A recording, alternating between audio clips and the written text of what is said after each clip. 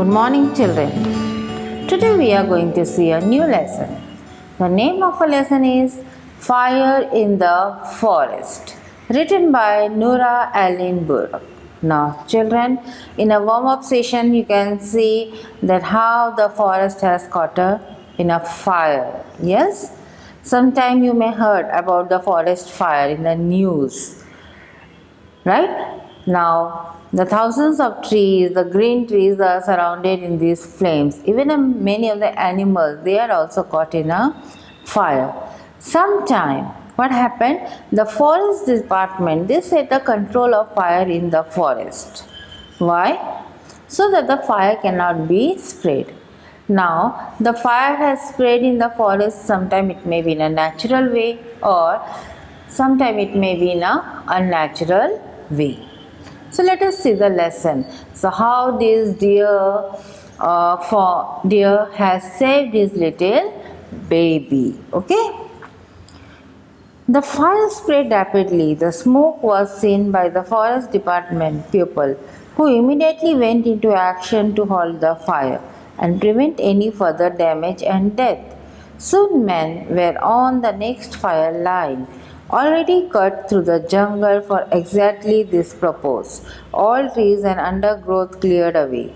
They lit their counter fire all along the edges of the fire line. When the two first met, there be nothing left for them to burn, so they both go out. But meanwhile, the two furnaces were closing in one each another. Okay. The fire has spread rapidly in the forest and the smoke was being seen. So what the forest department people did, they immediately took an action to halt the fire, to stop the fire, as a precaution only for a further damage of trees and animals that are present in the forest. So what the forest department has done, they had made a fire line. What is the fire line? They had cut through the jungle.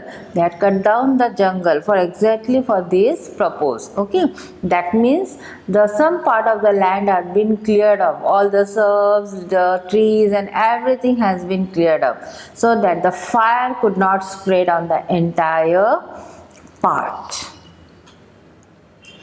Among the spectacled shadow, a spotted deer was lying by herself, away from the herd, because she had recently given a birth to a fawn. So, among the spectacled shadow means among the light of shadow. The spotted deer, what she was doing, she was just lying by herself, and she was away from her group. That herd means a group, because she has recently given a birth to a new baby. She never thought about tiger and panther unless she could actually see one, but she was on her alert. So she never thought about the tiger and panther would be nearby until she see one of them. But she was still alert. Why? Because she wanted to save her baby. Her great ear never still but constantly flicking this way, that to throw off flies and bring her news. She bent her head to the fawn. His teeny brown body lay like a nut in the pocket of grass. As she leant over him, she raised his face to hear, and they touched. So, what the little deer, mother deer was doing, she has totally bent on her form. And how was the baby? The baby was brown in color. Yes, the baby was brown in color. And how it was looking? It was looking a little nut on the grass. Okay. She got to her feet and stood with outstretched neck, staring nervously upward. Now, slowly. Now, you might have seen in the Discovery Channel, children, when there is a newborn baby, either it may be of deer, either it may be a horse, either it may be of a cow. Yes. Now, when they are newly born, they are unable to stand. Even in a human being also. In a human being, the babies are too small. So at least when they comes to a 7 to 8 months, they start crawling. Yes.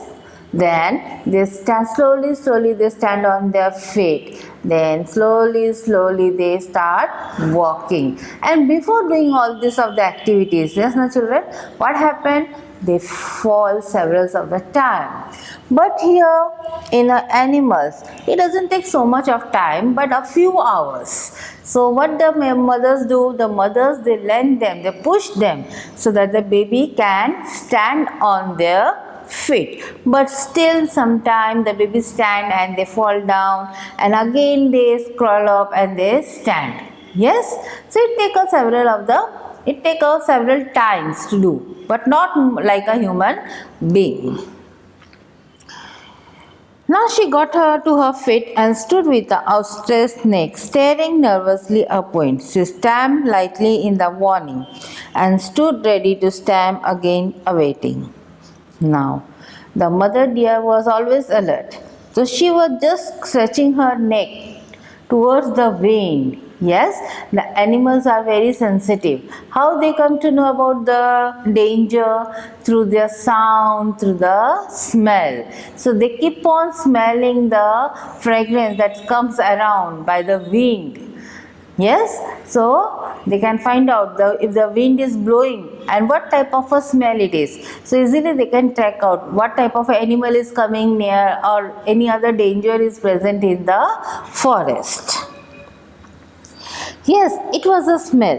Her eyes began to smart as she sneezed. Yes, she started getting the smell and she began to smart. That means she became alert and she started sneezing. Sneezing means to push the little baby. The wind was picking up at the heat of the fire and increased and changed its direction. She stopped earnestly to her fawn, then up again to look and listen. So she stood earnestly very near to her baby, okay, and again she looked and listened that what the incident is going on. After a while, the smoke could be seen in the sky. The hen sprang sharply to her fawn and nudged him to his feet. The hen means the female deer. What she did, she sprang sharply to her fawn. It is like a biting to her fawn. It was hurting. She was giving a hurt to her baby. But for what? To save the baby from the danger. He got up shakily. Now you can see, just now I told you, when the little one is born, they cannot stand straight directly. So their legs are too thin. Okay, so how the little baby stood up? The little baby stood up shakily. His legs were as soft as those of a newborn lamb, and his hoofs the size of the thumbnail. He gave a little frisky jump. Frisky jump means was in a playful jump and fell over. He got up again and came playful towards her. She threw an honest glance about her as she began suddenly to urge him along. They had to hurry. He was so slow, so weak, and disobedient too. He kept sinking down, exhausted, refusing to get up again. Now, mother dear, she knows she has to be hurry because she has to save her life as well as her baby life. But what about the baby? The baby was too small, so weak and disobedience. Okay, he kept on sinking down. That means he just stood up little and again he went sat down. Okay, he was really refusing to walk up again. She forced her baby on with a rough bite. Nipping. Nipping means giving a small sharp bite. That means the deer was continuously biting her baby with a soft flesh. He squealed and struggled along the frightened now, not of the fire, but of his mother, the only thing he understood, who had turned on him. Now little baby was completely been squealed and staggered. He was frightened. Not because of the fire, because he was a little child, he was not unaware of the danger, but he was afraid of his own mother, who was, according to the little baby, was suddenly changed and was attacking on him. But now the roar of furnace was close behind them. Terror beat in the fawn's body. He was suffering now. He staggered and fell, couldn't get up, and lay quivering. Just then the hen saw smoke ahead of her. It was still behind them. Then she knew they were caught, just the way you be caught between a two hunting panther. Now the hen, the female deer, she knew that the smoke was very near to them. That means fire was very near to them. And what was the condition? The condition was like they were caught between two hunting panthers. Her fawn lay panting on the earth. That means her fawn, a little one, was breathing heavily while laying on the earth. Stretched out spanks were falling all around. His flesh shivered when they fell on him, but he did not get up. She could see the blaze now, roaring up in a sheet of fire and exploding bamboo. So what was happening? Up till now she was only experiencing the smoke. Now she can see the fire which has been spread in the bamboo tree and the nearby area, other trees. Okay? With the smoke etching eyes and nostril, they panic. Now, when the smoke is very near, what happens, children? Yes, when you come in a contact, when the fire is in a huge, what happened? Your eyes start burning? Yes, the similar things happened with the fawn and a deer, mother deer. What happened? Due to a smoke, their eyes and nostrils started feeling like a burning, and they were panicked. To and fro, in short blind rushes, all sense knocked out of them by terror. Suddenly there opened before them a dry river bed, now in a forest. There are some streams which has a water throughout the year, but mainly the streams get dry up during a summer season. Okay? And there is a deep course, and down there among the boulder with a big pool. The boulder means a large rocks are there. She knew this place well, a bouldering shove, that means uncalculate push. From his frantic mother sent him blowing over and over down the bank. So what the mother was doing? The mother was just pushing the baby, and where? Towards the river, towards down the bank of the river, and end up buried at the bottom, all the breath knocked out of his body, but right by the pool. The strong heat of two fires began to beat down upon them from each side of the river bed to bake them to death. Now you can see in the pictures, now they are standing near the stream, and on all the sides the fire has been spread up. Now this was, you can say, a fire line, so that the fire cannot, if the fire would stop here, so it will not be spread in the other part of the forest. So they were like to be baked upon. The pool reflected the raging flames, the water fizzled with spark. The hen sowelled her fawn. Sowelled means move with a great force forward to the edge of the water. He lay there motionless, but breathing more evenly. So what she did? She has pushed the baby entirely on the water, but the baby was completely been motionless, but still there was a breathing, and the breathing was quite heavy. Among them the fire rakes, a whole tree held over. Held over means a title very far to one side, blazing, and fell with a long savage, that is extremely violent fire with a frightening hiss, and boiling could steam into the head of the pool. It sent the water washing out. The fawn struggled, his head up, panting, gasping in the furnace. his eyes closing again and tongue lolling. But at last, very slowly, the height of the flame became less. Now the fawn was struggling, his head up. Okay? Now the little baby, he was so severely pushed and kicked by her mother. So almost he was on the way to close his eye. That means he was going to die. But somehow his tongue was also lolling. You might have seen when the animals. You might have seen in the animals. So when the animals feel thirsty or when they are tired, they put out their tongues. Yes, and try to breathe heavily. That is called a tongue lolling. They sank down into a place of glowing. Okay, so at last, when they has crossed the stream of the river and they had got on the other side of the forest, now their life was being saved, both the fawn and the mother. And slowly, slowly, the fire has also been stopped. So you might have understood the lesson. The cool breeze blew along the water course and all the air was full of choking smoke.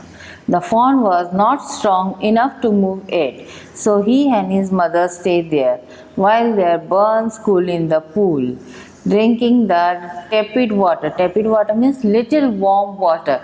Now why the water was being warm?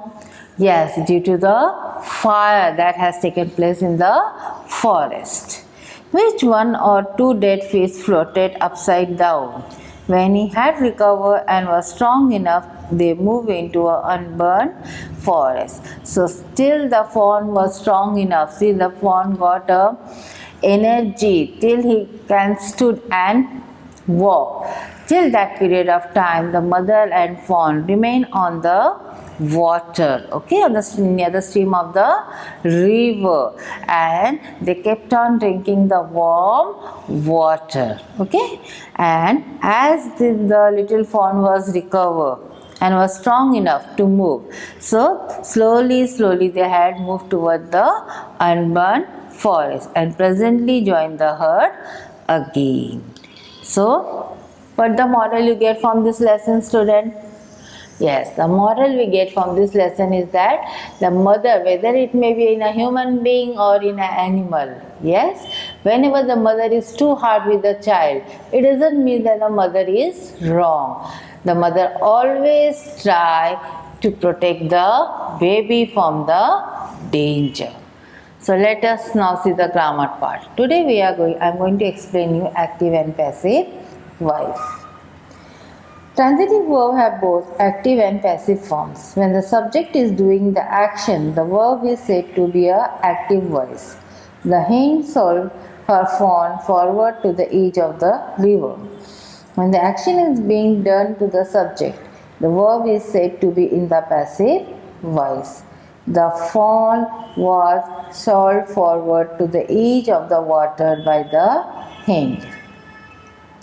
Now complete this sentence with the right passive form of the verb given in the bracket. Salt is one of the most useful and amazing minerals on earth, derived from sea and rock. Do you know that salt is the only rock that can be eaten? Here it is written can eat. Can be eaten by humans. The physician, here it is can keep away in the bracket. So what it will be?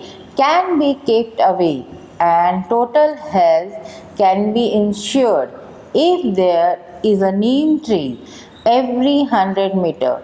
It is known for its amazing medicinal value. The soybean is called yellow pearl by the Chinese. It is looked upon as a divine source of food by the Japanese. All the 8 amino acids that the body needs are contained in it. It is a rich and cheap source of protein. Even unfavorable weather conditions can be withstood by this hardy plant. However, the soybean is considered harmful by some people if it is taken in excessive. Okay, children? Now, we have to identify the voice of the verb in this sentence. Identify the voice of the verb in this sentence, then change it into other voice. He gave the hummingbird some honey. So it is an active voice. The hummingbird was given some honey by him. They completed the project. That is also an active voice. The project was completed by them. A new timetable was given to the student by the head of the institution. It is a passive voice. The head of the institution gave a new timetable to the student. She was granted leave by the principal for 3 days. It is also in passive voice. The principal granted her leave for 3 days. The window was opened by the boy. It is also in passive voice. The boy opened the window. So, here we will complete the sentence with suitable life expression from the box. Ethel was so terrified in the roller coaster that she hung on to sit for dear life. Mohit is a perfect guest. He is always the life and the soul of a party. When his wife died, Ivan was devastated. She had been the light of his life. Alia's new job has given her a new lease of life. She felt marvelous. I risked life and limb to get her on time, and now you tell me that the meeting's cancelled. Alia was always saying that he did not want to visit the new theme park, but when he got there, he had the time of his life. Okay? Now you have to give the 3 words for each of these words for the same semantic field. Desert, we have cacti, that is a cactus. Sand, oasis. Okay? For water, we can see sea, ocean, waterfall. Mountain, snow, peak, coniferous tree. So student, you might have understood the lesson very clearly and also the grammar part. So I will meet you on the next session with a new topic. So stay well. Goodbye.